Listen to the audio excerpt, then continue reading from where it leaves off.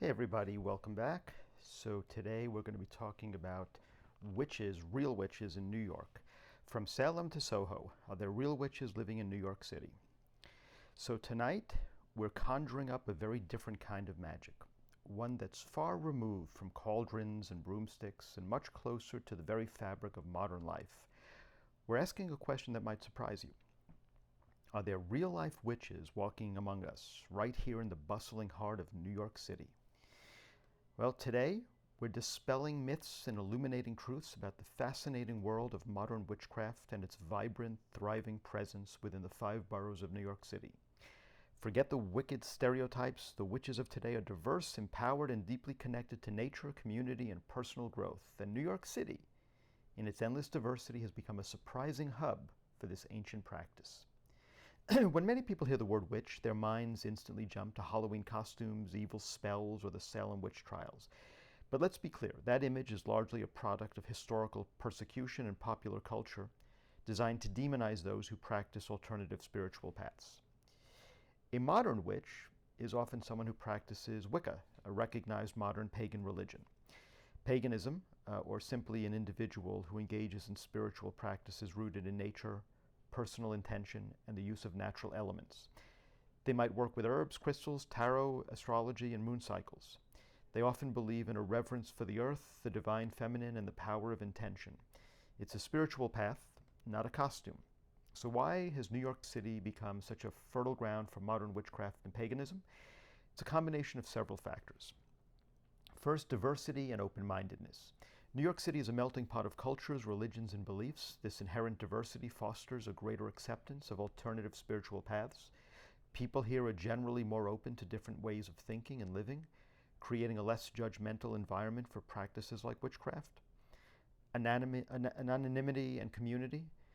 In a city of millions, you can find your niche. While anonymity allows for privacy, it also means that subcultures and spiritual communities can flourish without undue scrutiny. Witches in New York City can find like-minded individuals, form covens, and build support networks, all within the vastness of the city. And spiritual seeking. Despite its material reputation, New York City is a city of intense spiritual seeking. People come here from all over the world searching for meaning, community, personal growth. For many, modern witchcraft offers a deeply personal, empowering, and nature-connected path that traditional religions might not provide. New York City isn't just a place where witches exist, it's a place where the modern pagan and witch community has built visible infrastructure. The city boasts several numerous crystal shops, herb stores, occult bookstores, and spiritual supply stores, particularly in neighborhoods like Greenwich Village, the Lower East Side, and parts of Brooklyn. These shops serve as vital community hubs, offering tools, books, and often hosting workshops and classes. Various centers across the boroughs offer classes on tarot, astrology, herbalism, energy work, and pagan studies. Public rituals and gatherings for sabbats, pagan holidays like Samhain or Beltane, and are sometimes held in parks or rented spaces, drawing diverse crowds. Online and offline coven. While many witches are solitary practitioners, numerous covens and magical groups operate in New York City, some openly, others more privately. These groups provide a space for shared learning, ritual work, and mutual support. So, what does a real-life witch in New York City actually do? Well, it varies greatly, but here are some common practices. Intention setting and manifestation. A core practice is focusing intention to manifest desired outcomes, not to control others, but to bring about personal growth, healing, or positive change in one's own life. This might involve journaling, visualization, or ritual. Connection to nature. Even in a concrete jungle, witches find ways to connect with nature. This might involve spending time in city parks, working with houseplants, observing moon cycles, or incorporating natural elements like herbs, stones, and water into their practices. Divination.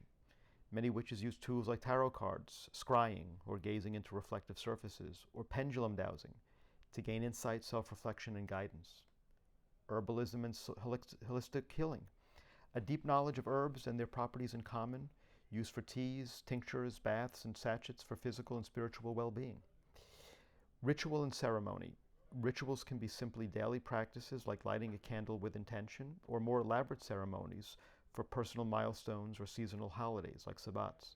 These are deeply personal and meaningful. Ethical code. Many modern witches adhere to an ethical code, often summarized as and it harm none, do what ye will. The Wiccan Rede, emphasizing personal responsibilities and non-harm. Despite the growing acceptance, modern witches in New York City still face challenges and persistent misconceptions. Some lingering stereotypes. The media's portrayal of witches still influences public perception, leading to judgment or misunderstanding. Many witches prefer to keep their practices private to avoid negative reactions. Misinformation. The internet, which is a great resource, also spreads a lot of misinformation and sensationalism, making it hard for newcomers to find accurate information for the general public to understand what modern witchcraft truly entails.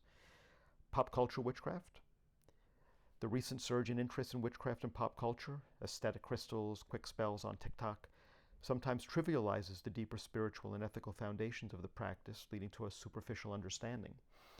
And finding authentic community. Like any niche community, finding genuine, ethical, and knowledgeable practitioners can be a challenge amongst those who are simply dabbling or exploiting the trend.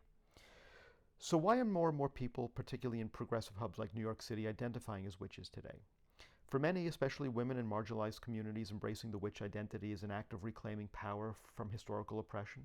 It's about personal agency, inner strength, and defining one's own spiritual path. Connection to nature. In an increasingly urbanized and technology-driven world, witchcraft offers a profound connection to the earth, its cycles and natural rhythms, a much-needed grounding force in a hectic city. Community and inclusion.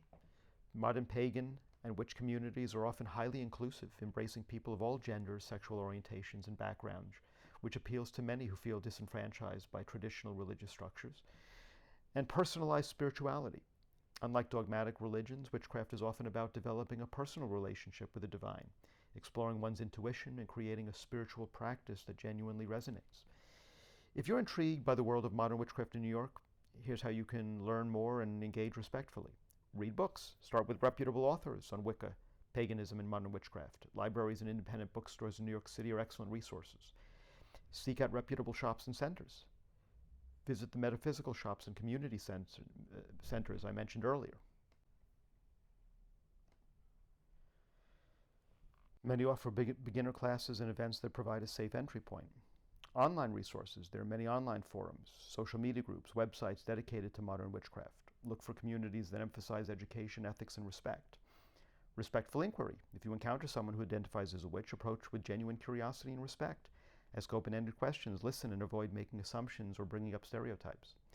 And support local businesses. Many of these independent shops and practitioners are small businesses. Support them if you can. So the world of modern witchcraft in New York City is far from the dark, menacing stereotype. It's a vibrant tapestry of spiritual seekers, community builders, and individuals finding empowerment and connection in a fast-paced world. It's a reminder that even in our most modern cities, ancient practices can thrive, bringing a unique kind of magic to everyday life. What are your thoughts on modern witchcraft? Do you have any questions? Share your thoughts below, and I'll speak to you next time.